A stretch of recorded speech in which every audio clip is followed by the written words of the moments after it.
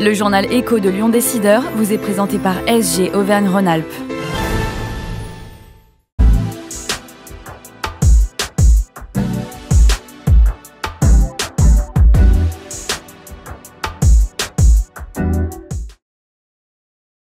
Bonjour et bienvenue dans le journal Écho de Lyon Décideur. Elle a créé Now Futures, une structure de conseil dans le domaine des enjeux numériques. Elle a aussi développé sa propre entreprise dans la santé connectée. Et elle vient de coécrire avec Michel Lévy-Provençal Métaverse, comprendre le monde qui vient, publié chez Grasset. Morgane Soulier est notre invitée aujourd'hui. Bonjour Morgane Soulier. Bonjour. Merci d'avoir accepté notre invitation. Alors on va revenir bien sûr sur cet ouvrage, mais peut-être pour commencer un retour sur votre parcours.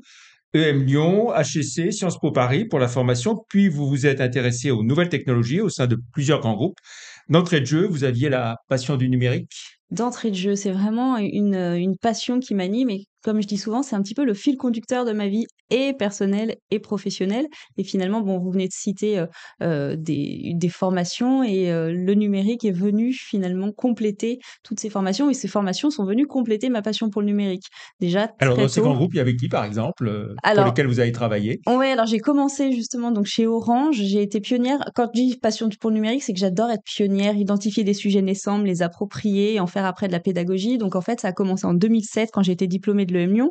Je suis rentrée chez Orange, j'ai intégré Orange et j'ai participé à la création, au développement, à l'animation de la toute première page Facebook du groupe Orange. Donc quand les réseaux sociaux arrivaient en France et du coup quelques années plus tard, on m'a confié la stratégie d'intégration de Netflix sur le marché français. Voilà, Facebook, on voit à qui vous faites allusion. On va reparler dans un instant avec Absolument.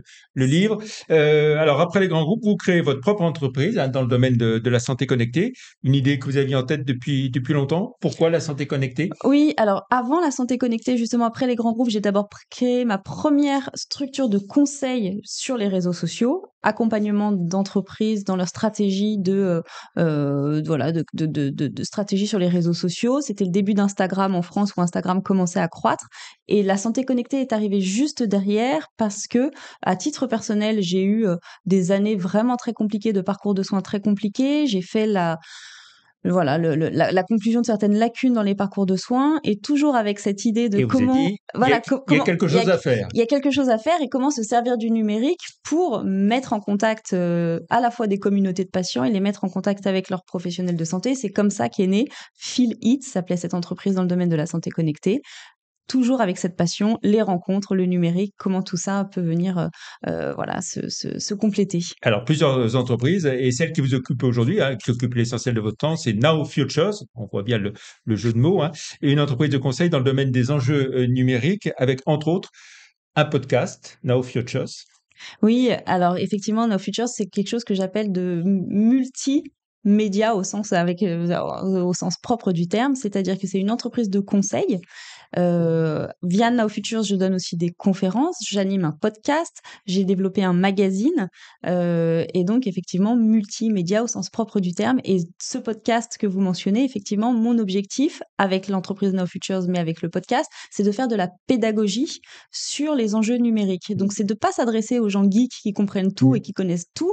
L'idée, c'est d'interviewer, de donner la parole à des experts tout type, tout secteur d'activité confondu, typiquement dans le domaine de la boulangerie, ça peut paraître complètement dingue, dans le domaine de la boulangerie, dans le domaine de la santé, dans le domaine de l'industrie, et que ces personnes-là viennent m'expliquer comment leur secteur d'activité se transforme à Voilà, l'ère c'est du ça. numérique. Vous interrogez des leaders d'opinion et vous essayez de décrypter leur activité à l'ère du numérique. Exactement. Typiquement, si je reviens sur cette personne qui travaille dans le domaine de la boulangerie, il est venu m'expliquer comment il utilise ChatGPT pour optimiser ses flux de production. Ça peut paraître complètement dingue, mais c'est la réalité aujourd'hui.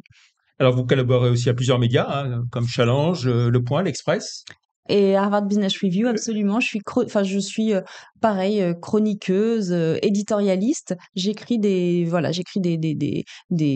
articles d'opinion sur les enjeux numériques. Voilà. Et puis alors, vous venez de publier ce livre, début 2024, c'est bien ça? Exactement, février 2024. Métaverse, comprendre le monde qui vient chez Grasset, un livre écrit à quatre mains avec Michel Lévy-Provençal. Alors l'idée, c'est quoi? C'est d'aider à mieux comprendre ce qu'est le métaverse.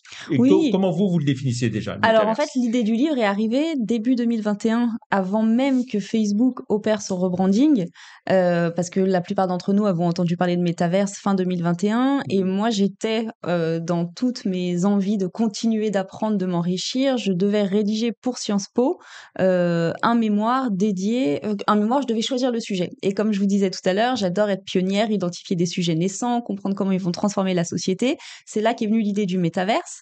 Et donc, ce livre est une adaptation d'un mémoire que j'avais fait pour Sciences Po. Alors, il y Et a notamment, donc, on va dire, dans cet ouvrage, l'histoire et la généalogie du métaverse. Est-ce qu'on peut rappeler quelles ont été les grandes étapes finalement? ouais, le livre, c'est exactement ça. C'est hier, aujourd'hui, demain. Et dans le hier, cette grande première partie, c'est tout à fait ce que vous dites. C'est l'histoire de l'Internet. Les grosses étapes, c'est il faut se rappeler que à peu près tous les 10-15 ans, notre façon de communiquer, notre façon de nous servir d'Internet se modifie drastiquement.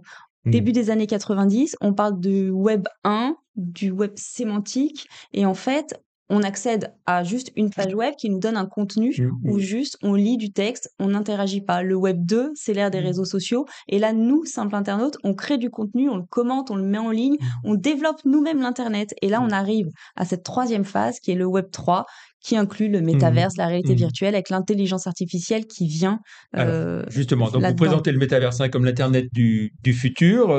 Qu'est-ce qu'il aura de différent, j'ai envie de dire, par rapport à celui de 2024?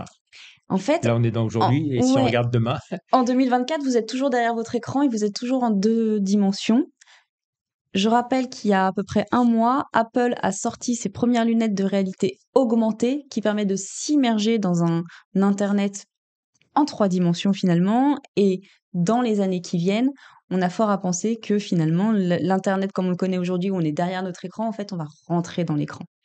Alors justement, si on fait un petit peu de retour en arrière, vous dites les jeux de rôle en ligne, multijoueurs, c'était aussi les prémices du métaverse? C'était des prémices de métaverse et d'ailleurs des jeux comme des centaines de millions de personnes jouent à travers le monde, type Fortnite, type Roblox, ou des applis qui sont très très très connues en Asie et qui commencent à arriver en France comme Zepeto. C'est des jeux, ce qu'on appelle multijoueurs, comme vous dites à juste titre, et sur lesquels on interagit sous format d'avatar. Et c'est des jeux qu'on appelle persistants, c'est-à-dire que si vous sortez du jeu, le jeu continue à évoluer sans vous. Donc, c'est certains critères de définition du métaverse, en effet. Alors, ça, on essaye de bien comprendre entre métaverse, intelligence artificielle, robots, réalité, monde virtuel. Comment se répartissent les rôles? Tout est intriquement lié. Aujourd'hui, on entend beaucoup moins parler de métaverse parce on parle énormément d'intelligence artificielle. Le métaverse, fin 2021, ChatGPT qui arrive fin 2022, et on reparlera. Alors, métaverse, peut-être que ce mot va disparaître et que le mot qui va rester, c'est Internet, finalement, la façon dont on consomme du contenu, de l'information, dont on interagit. Mais tout est intrinsèquement lié et une fois de plus, réalité virtuelle et réalité augmentée. Quand Apple lance un nouveau produit qui est des lunettes de réalité augmentée, quand on se rappelle les succès monumentaux d'Apple, l'iPhone, l'iPad, l'iWatch, Apple n'invente rien. Ils ont simplement la capacité de démocratiser l'usage dans nos foyers. Ils ont une force financière, technique, marketing qui fait que la 2e ou la 3e ou la 4e version, on s'y intéresse et on l'achète. Demain, on les utilisera tous, ces lunettes. De réalité augmentée, oui. Oui. Déjà, le premier jour de lancement aux États-Unis, la première version est pour le moment disponible uniquement aux États-Unis. Plus de 300 000 ventes les premières semaines de lancement, ce qui est un succès planétaire gigantesque. Alors, vous évoquez dans ce livre des chiffres donnés par des experts sur une industrie du métaverse qui atteindrait les 5 000 milliards de dollars d'ici à 2030. C'est fou et en même temps... Aujourd'hui, on en est à combien pour... On peut pas, en fait, aujourd'hui, c'est très difficile de chiffrer cette industrie du métaverse, mais rien que quand vous achetez des casques de réalité augmentée, rien que lorsque Carrefour achète des mètres carrés ou des parcelles de terrain dans des mondes virtuels tels que Sandbox ou Decentraland, rien que ça, c'est déjà l'économie du métaverse, en fait. Et aujourd'hui, on participe déjà à l'économie du métaverse lorsque les enfants, les jeunes, les adolescents sont dans Fortnite et achètent des meilleures chaussures ou des t-shirts pour mieux habiller leur avatar, c'est déjà l'économie du métaverse. Donc c'est très difficile de la chiffrer. Quand on dit 5 000 milliards de dollars, ça veut tout et rien dire, mais juste, ça signifie que c'est quelque chose de phénoménal et de gigantesque. Elle reposera cette économie en partie sur du virtuel, mais elle n'aura rien de virtuel. Elle aura rien de Et- virtuel et elle reposera aussi sur et de ça. la vente de vrais dispositifs pour pouvoir y accéder. Alors, vous procédez donc à travers ce livre à tout un travail, on va dire, prospectif, hein. Vous présentez différents scénarios, 4 en tout, hein. On va pas les dévoiler, hein. Il faut lire le livre. Ces 4 scénarios, est-ce que c'est une façon de reconnaître qu'on est incapable de dire comment tout ça va évoluer, à quel rythme et de quelle façon? Évidemment, Hmm. évidemment, vous avez tout à fait raison. Une fois de plus, quand en novembre 2022, il y a un outil qui révolutionne nos vies, qui s'appelle ChatGPT, qui arrive sur le marché, un mois avant, on n'en avait jamais entendu parler. On n'avait jamais entendu parler d'intelligence artificielle générative. Peut-être que demain, un autre outil va sortir et qui va complètement modifier une fois de plus la façon Hmm. dont on travaille, dont on communique. Et je pense que même les plus grands experts en numérique n'ont pas la vision finale de ce qui est en train d'arriver. Mais pour rebondir sur ce que vous disiez, effectivement, tout à l'heure, je disais hier, aujourd'hui, demain. Donc, il y a toute l'histoire de l'Internet dans le livre. Après, il y a aujourd'hui comment on s'en sert et le demain avec les scénarios qu'on va absolument pas dévoiler. C'est un roman de science-fiction, Hmm. mais avec des scénarios Voilà. qui On ne sait pas quel potentiellement rythme on y va, pourraient, mais on y voilà, va, ça exactement, c'est certain. exactement. Alors, se préparer à la révolution métaverse, c'est aussi un enjeu majeur, évidemment, hein. Et c'est pour ça que vous avez écrit ce livre, pour sensibiliser tout le monde à C'est ce sujet. C'est un livre très pédagogique, c'est-à-dire que mon souhait, mon envie, mon ambition, c'était que ce soit accessible à tout le monde parce que j'ai la conviction que bon gré mal gré, qu'on adhère ou non au concept, qu'on adhère ou non au numérique, qu'on ait envie de vivre dans des mondes plus immersifs, qu'on trouve que ce soit absolument atroce ou qu'on se trouve que ce soit phénoménal, on n'a pas le choix.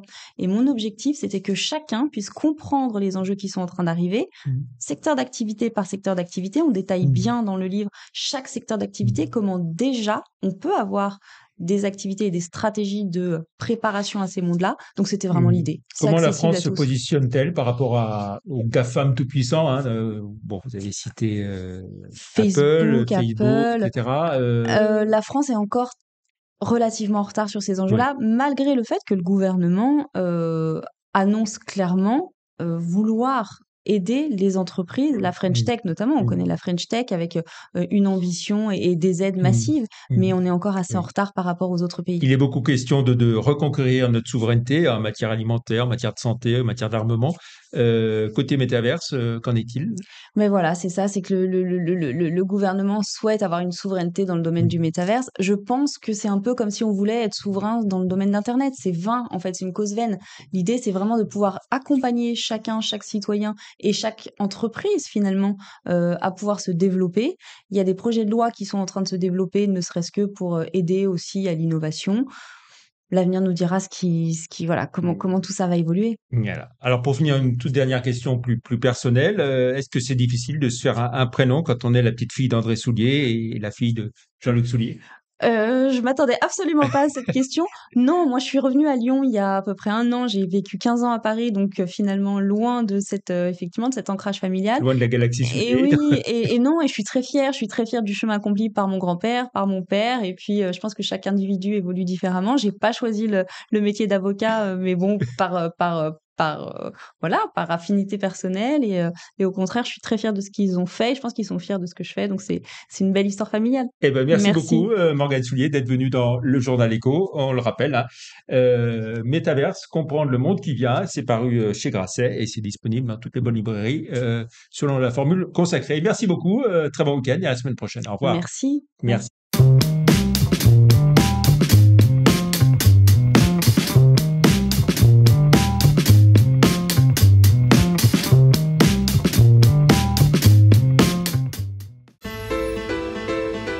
Faites grandir vos idées avec SG Auvergne-Rhône-Alpes.